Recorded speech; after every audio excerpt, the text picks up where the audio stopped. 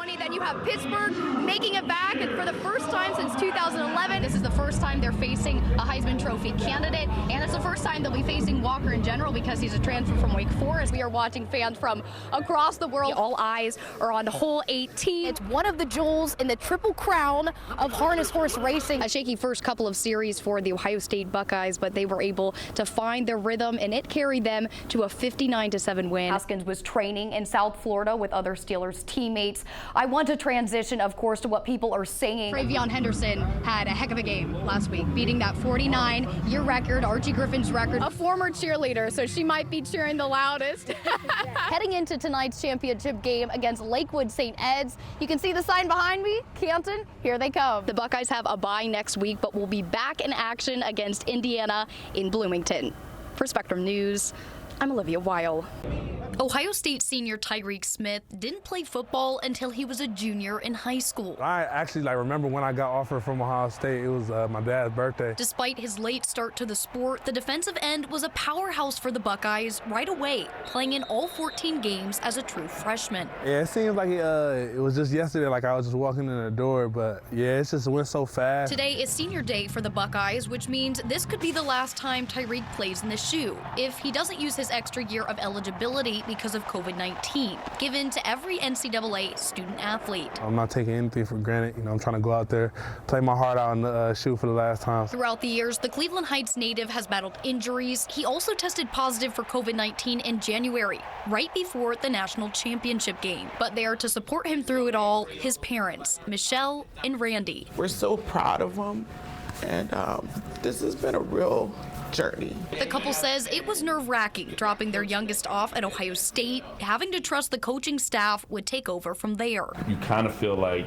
you want to call them every day, but you can't. You got to let them grow a little bit, and you want to be able to entrust them with a school that's going to do that the correct way, the right way, and take care of your son. And Ohio State has done that. The two have gone to every home and away game. We're oftentimes the only parents when the boys walk into the hotel the night before, and we're hugging and loving. Like COVID was so sad because I didn't get to hug all the boys that day. And they're ready for one last go-around in Ohio Stadium. It's bittersweet, and I think the sweet is good for you, son. Like, you've really accomplished something so magnificent despite all of the heartache that it takes to do this.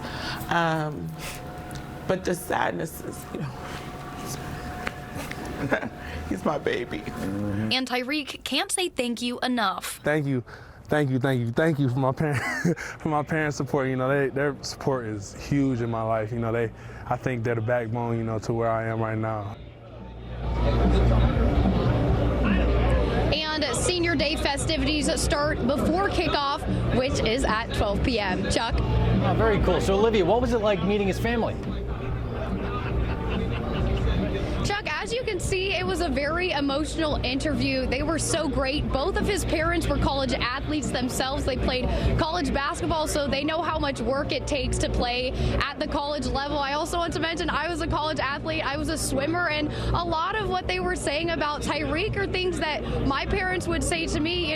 They're so proud of all the accomplishments on the field, but they're even more proud of the accomplishments in the classroom and who he's become. So it was so great to get to meet them, and they will, of course, be here for one last game in Ohio Stadium, Chuck. Banners line the ceiling at the St. Francis de Sales Gymnasium in Columbus, but this one is the only of its kind. They were a really tight-knit group. It's the banner for the 1987 Boys Basketball State Championship, a game Tony Basutti remembers all too well, coaching alongside the late Vince Ciccarella, an Ohio basketball Hall of Famer. We're up 41-17. We just played an unbelievable half. Steve DeDent and I, the other assistant, we're like rambling off things we got to do better and this and that. And Coach Chick just stopped and looked at us. He's like, what do you want me to do? We're up 41-17.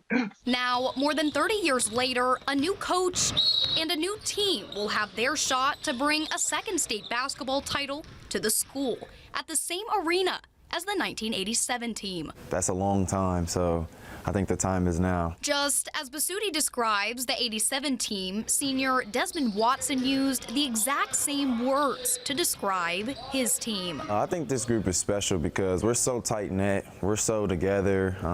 We don't really care about what one person has or another person has. And while there's a lot to be proud of and a lot to look forward to this weekend, head coach Pat Murphy says his team has a hard task ahead with their semifinal matchup, Dayton's Chaminade Julian. For us, it's real simple. It's honor the game, know that this is survive in advance time and we have to play like that.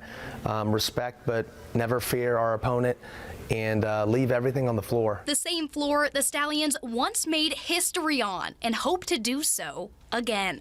For Spectrum News, I'm Olivia Wile.